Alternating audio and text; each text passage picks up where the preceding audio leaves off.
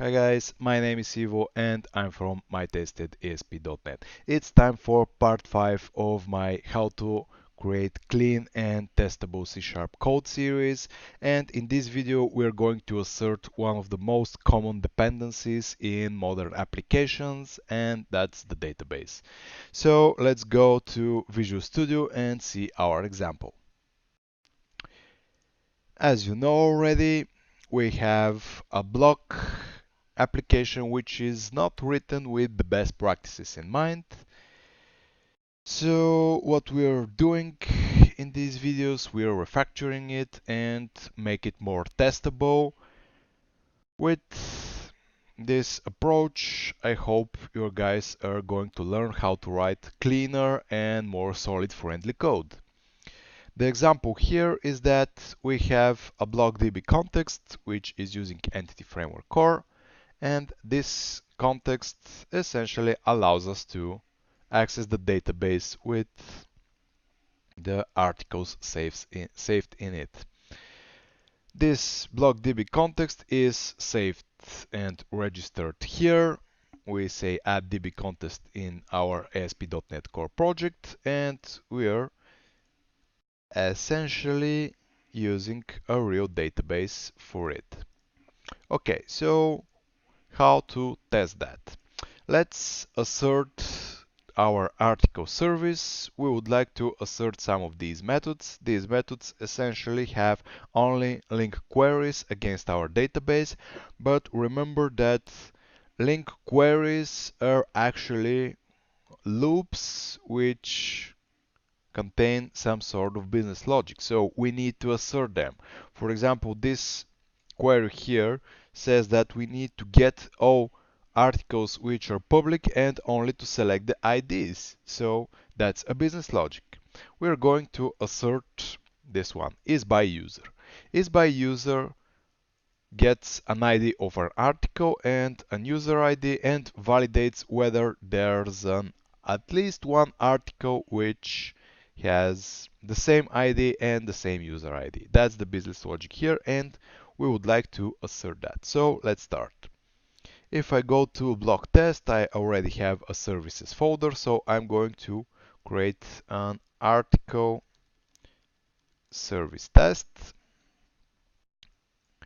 I'm going to reference xUnit, and I'm going to start writing my test.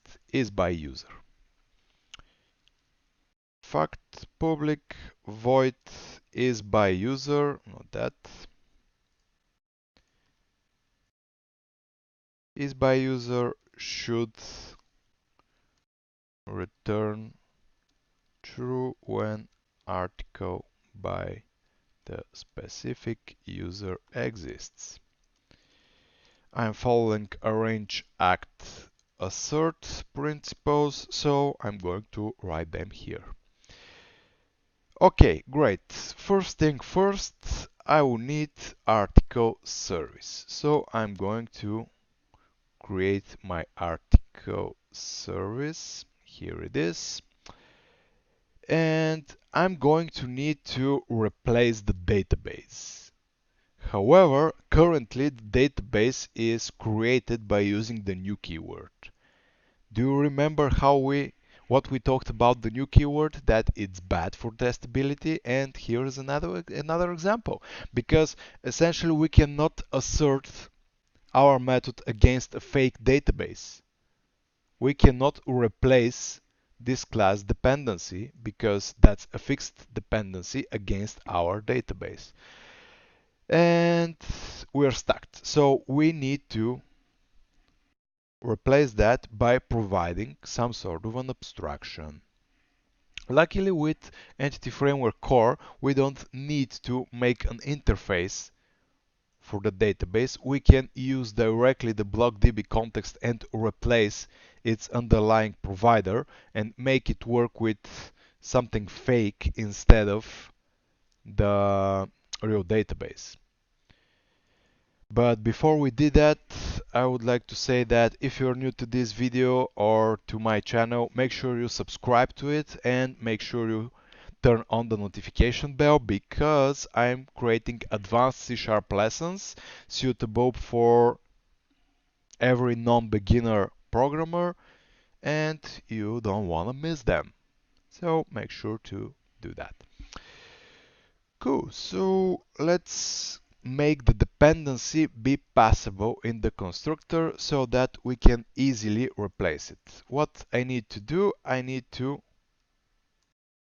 say something like that. I need to say that the blockdb context is actually passed from the outside of this class. This way I can provide a database with SQL Server, a database with MongoDB, a database with fake in-memory provider, and so on. And I made this class testable by just changing the dependency here and using dependency inversion. So new keyword eval dependency inversion, great. Okay, but first I would like to make sure that our DB context is actually registered, because making this change will break my actual application if the DB context is not registered in my dependency injection container. But it's registered, so everything is fine. Okay, article service test. Before I instantiate the article service, I need to provide a fake database. Fortunately, Entity Framework Core allows me to use very easy fake databases. One is in memory, which comes from Entity Framework itself, and the other one is by using SQLite. In this example, I'm going to use the in-memory provider, but if you want to know more about the SQLite one, I'm going to leave a link in the description to this article, which explains how exactly the in-memory provider and the SQLite in-memory database work with Entity Framework Core when you want to make an unit test. Now let's get back to Visual Studio and write our database. First, I would need to install in my block.test project a package called Entity Framework in memory. This is it, Microsoft.entityframeworkcore.inmemory. I'm going to install that because I'm going to use it as a fake database storage.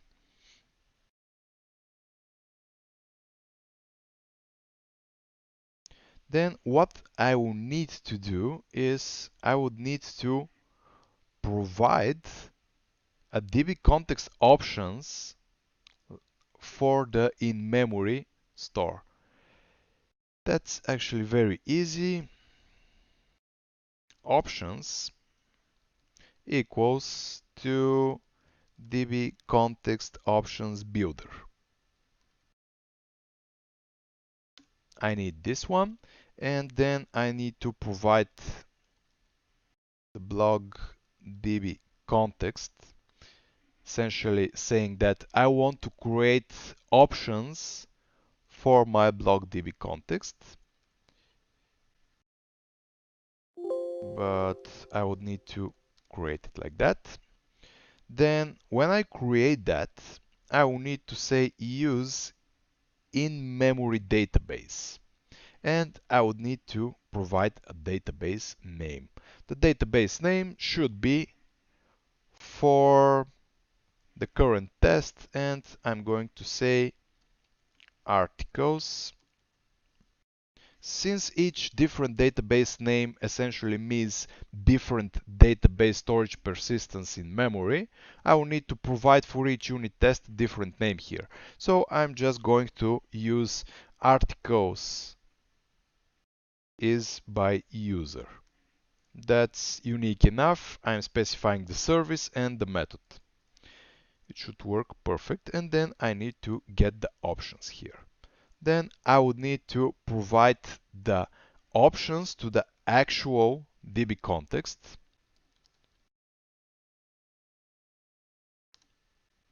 New block db context. I'm going to pass the options which specify that I want to use the same database but with these options.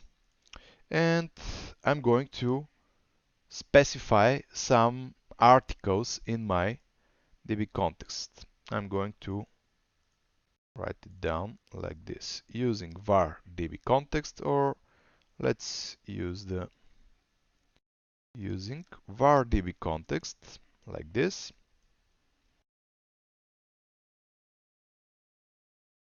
I'm going to save some articles, new article. I'm going to say I want to have ID 1 and user ID. It's a string, so I'm going to provide it like that. Then I'm going to say that I would like to have a title, test article, like this, and I would like to add another article which is by another user. Okay, cool. Then I'm going to say db context.save changes,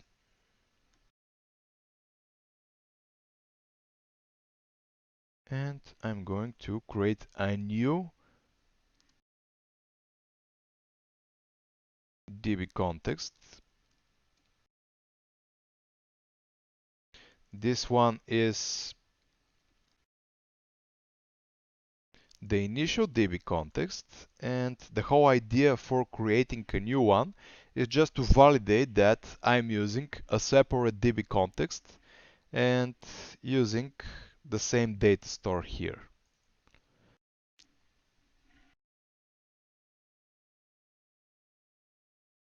I'm using one db context to initialize the data and another db context to use in the service. So that should conclude our arrange part.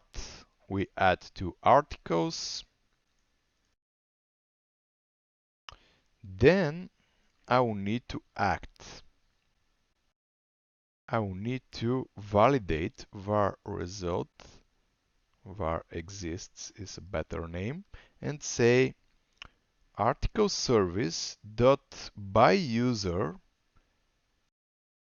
is by user, and I will need to provide the ID and the user ID like this. But since that's an awaitable call, I would make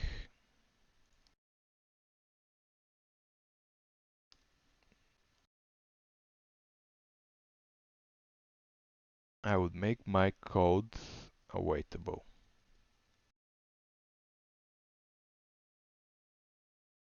like this. Okay, it should be done. And last but not least, I will need to assert the result. I would need to assert that assert true exists.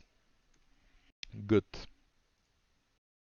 Then I will run the method, and the next thing we're going to do if the method passes, we're going to write another method which should validate false if such an article does not exist. And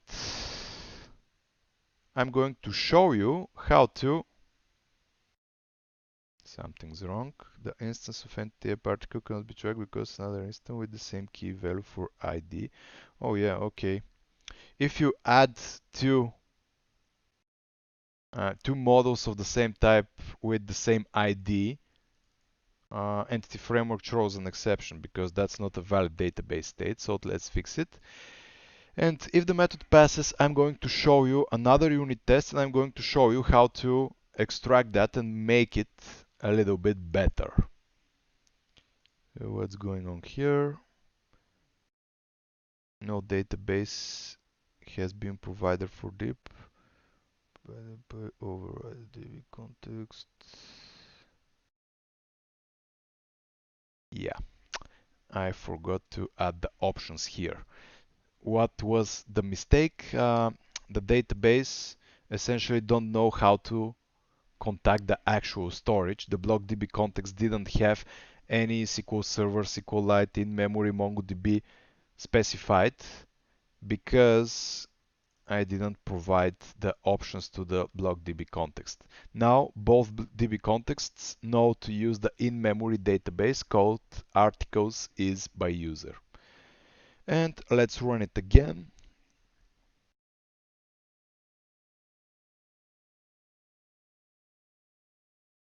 And the test passes. Great. We have a test which is asserting our article service by using a fake database. Great. Now let's write another one and let's extract this code to make it a little bit more reusable. But first, let me show you where you can find the source code I am using in this video. You should go to my GitHub profile, which is Ivailo Lukenov, on repositories, then hit TV, and essentially that's the repository in which I'm uploading all the source code from my video lessons. You may find links to all my lessons here too, and all the source code which is in this folder here. You may download it or clone it, you may do whatever you like. It will be very valuable for you if you follow my videos to take a look at the code itself.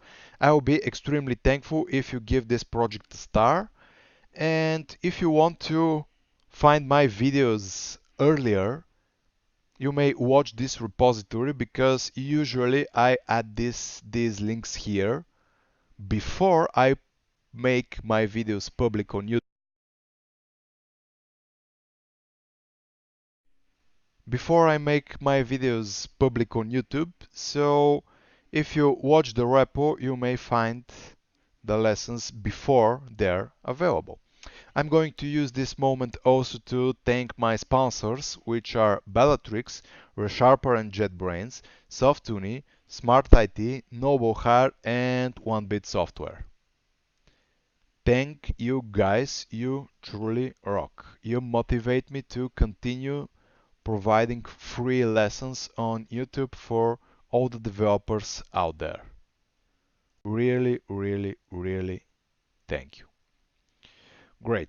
Now let's return to Visual Studio and continue our database test.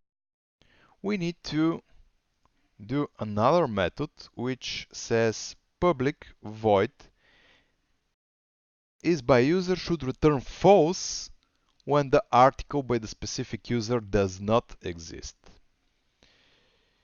Is by user should return false when article by the specific user does not exist. Okay, to make the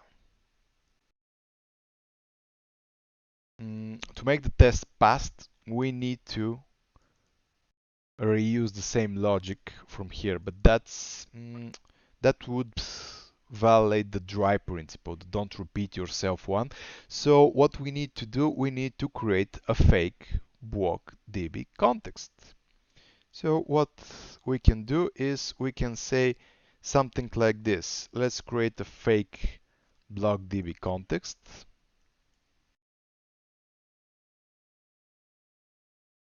Public class fake block DB context. I'm going to create block DB context instance, and it will be a static one because we're going to use that as a singleton factory, something like that. And I'm going to copy paste the whole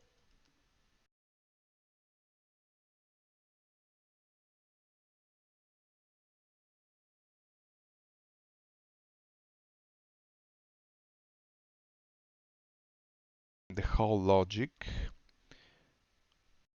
like this without the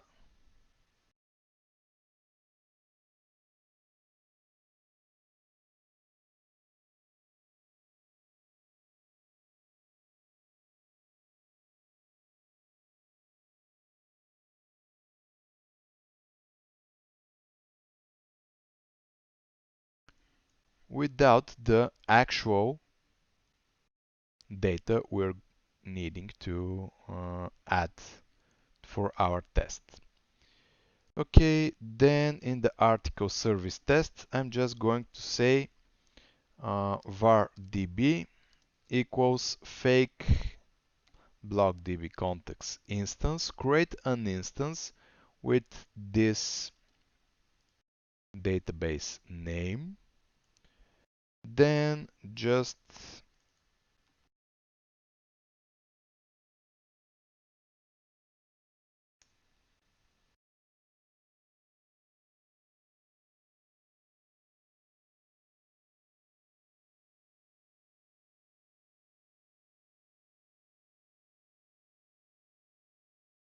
by using it,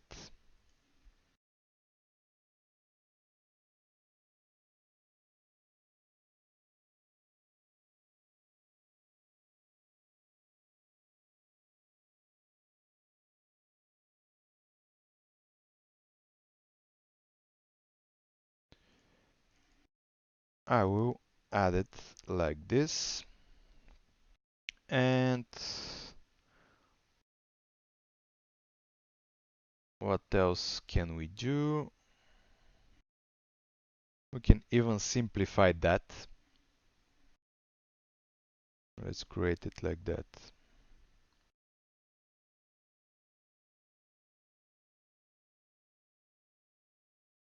Let's remove the static one. Let's make this a constructor. Let's pass the name of the database. Let's save to a public void db context data, a property, and let's create that like this.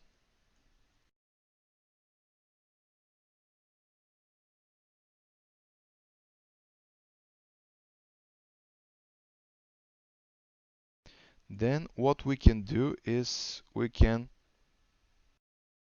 say something like public void add params object data and say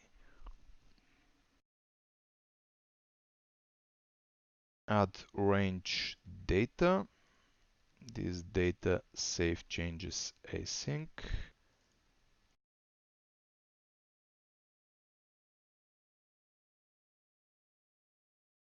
Like that. And now in our test we can say var db equals new fake db context with that name. Then I can say using db.data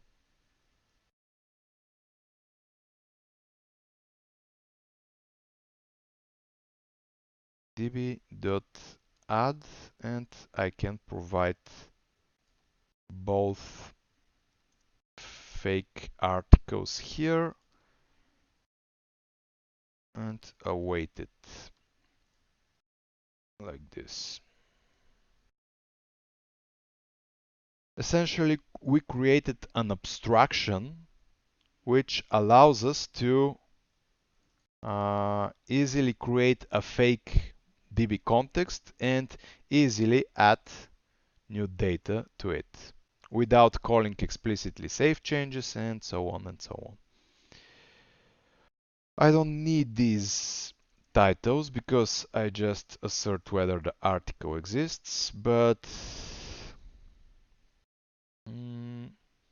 what else I need to do? I need to say const string database name equals this. And now I can create a new database if I like. I can say create a new database data like this, and I can reuse the same one if I like.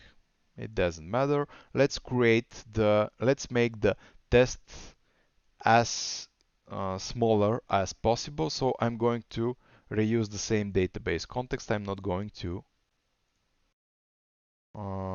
instantiate two of them. It doesn't matter. The whole idea behind showing you the two instances was to give you an example how the database name works. If the name is the same, the database will be the same. I'm going to pass exists here too. Okay, then fake block db context data. I'm going to say that I'm going to use db.data here, the original blockdb context, and that's the whole idea behind this unit test. It should be done. Let's rerun it just to make sure it still works correctly.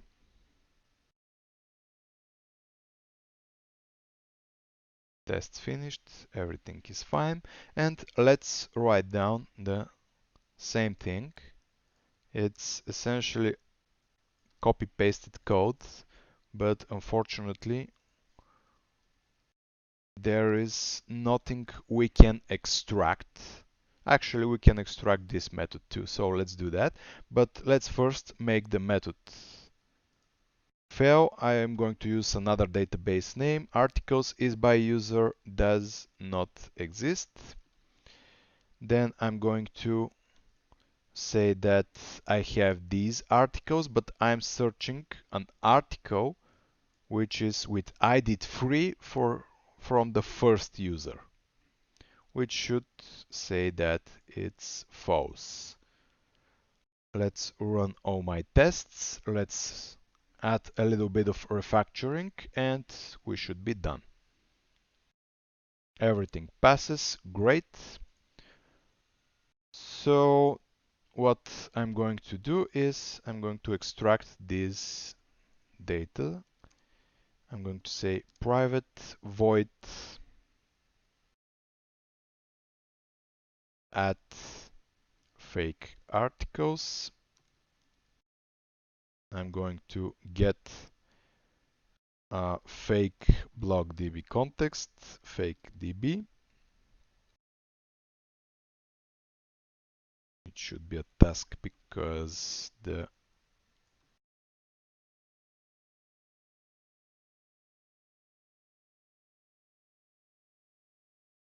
above one is also a task, and since this is a one-liner, I can write it like this.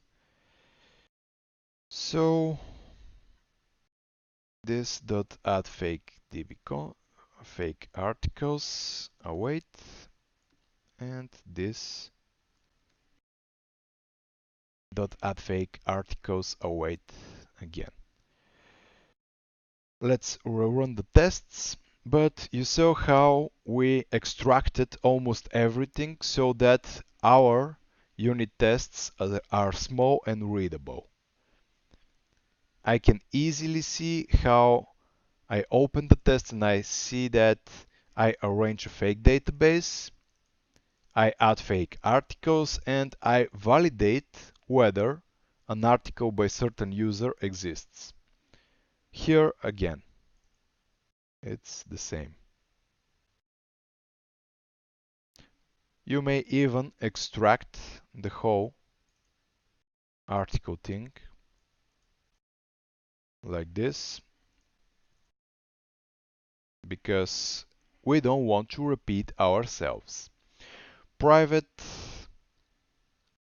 async task get fake article db context string name.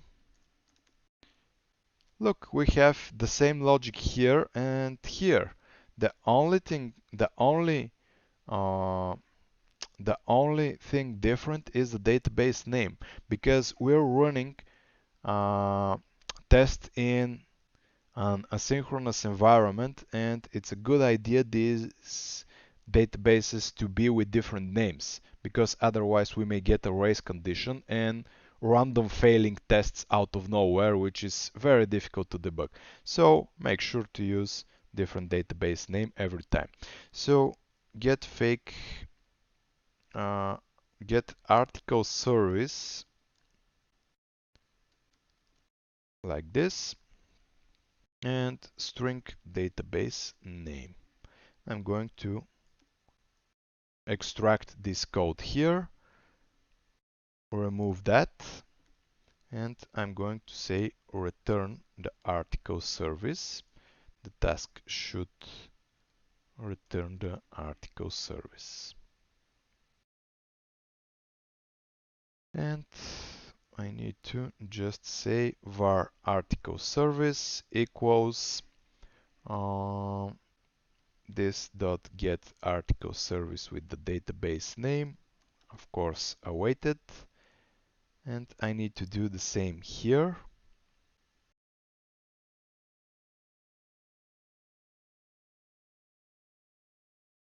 And I made the tests even shorter. Very small, high quality and clean tests. So guys, with this series you are learning not only how to make clean application code by extracting and removing fixed and badly written dependencies, you are also learning how to write small and cohesive unit tests. It's a win-win situation. Okay, that was it. I hope you guys learned something. If that was the case, make sure you hit the like button and comment down below whether you like the video, whether you like this series. I will be extremely thankful if you do that. Make sure you subscribe with the bell notifications on so that you won't miss the next video from this series. And lastly, I'm going to talk about my Patreon and and how people can support this channel or the open source projects I'm creating. You may already know that I'm creating open source projects for the ASP.NET Core framework. These projects grew quite big, and I'm doing them in my free time. So any kind of support will be more than welcome. You may start a project, or you may decide to donate some money on Patreon, Open Collective, PayPal, or buy me a coffee. It will motivate me to continue providing free knowledge for you and continue developing these tools that I really love. Thank you again, guys, and see you in my next video.